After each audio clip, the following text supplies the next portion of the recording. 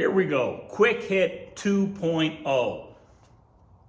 Now, the biggest mistake a lot of people make when they do a quick hit workout is they try and get through it as fast as possible. Mistake. It is about moving quickly, but not so quickly that you are going to falter on the execution of the exercises. So when it comes to rest periods between the exercises or inside the exercises themselves, make sure you are taking as much time as you need in order to maximize, to put 110% into the next rep or the next workout. So make sure that you are, for instance, A2 is going to involve some jump split squats. Those are tricky because a lot of times when people do those, they fall off balance. So make sure instead of just quickly hopping back between them just to get that heart rate up, you are maximizing what you need to do in order to maintain balance, maintain a next perfect rep. Every single rep should try and be perfect. It's not going to be perfect. There's no question about that. If it was, you guys would be training me. But it's going to be as closely as you can to perfect, and that is going to give you the maximum effort, the maximum benefit of what this workout can do as far as not only the benefits that it's going to offer you in this here workout right now, but active recovery for all the workouts that you've been doing up until this point.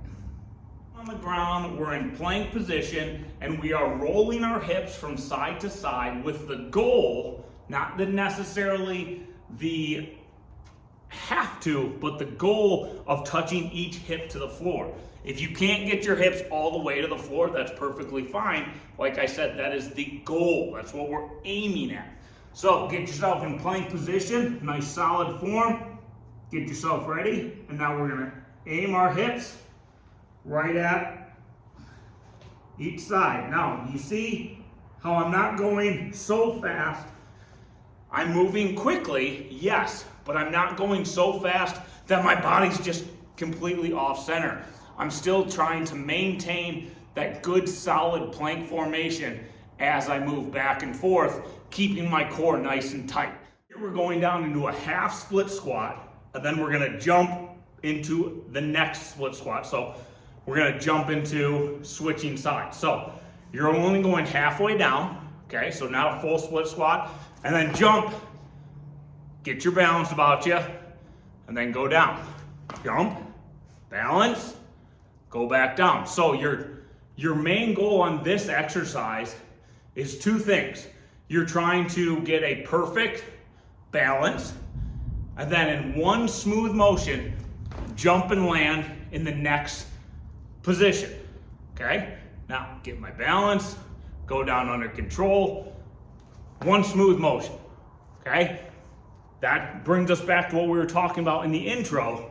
Make sure that you are trying to maintain perfect form in every single rep, as opposed to moving as quickly as possible. Sit out. There are 3 different ways that we can do a sit out. The first, and I know sometimes we've gone over this before, but I like to go over exercises again so they get burned into your memory. You're gonna do them out of push-up position. The first step, or the first way that we can do them, is you're just kicking your feet through. Kick that foot through as far as you possibly can, each way, back and forth. Notice how your body is staying as smooth as possible. If you can handle that, and you feel like, hey, I want to up the difficulty level a bit.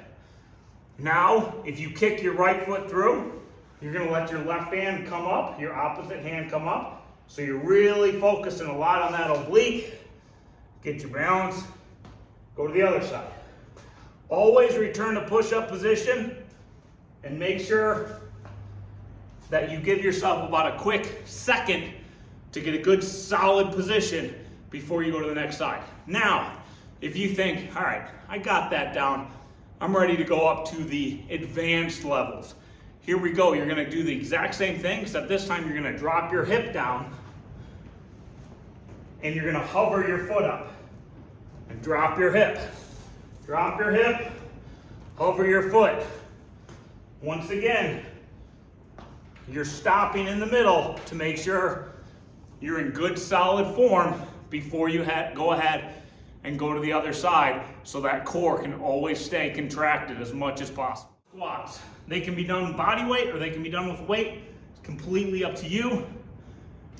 But you're gonna start feet together, jump so my feet are out. I'm gonna ideally touch the ground, but again, that's a goal. You don't necessarily have to. That's just what we're aiming for. Stick your butt out to touch the ground, jump it together. We're always gonna end up together. Make sure you have your balance about you all the time. If you start to lean forward, if you start to find yourself off balance, stop, quick pause, always reset, and go back to starting it.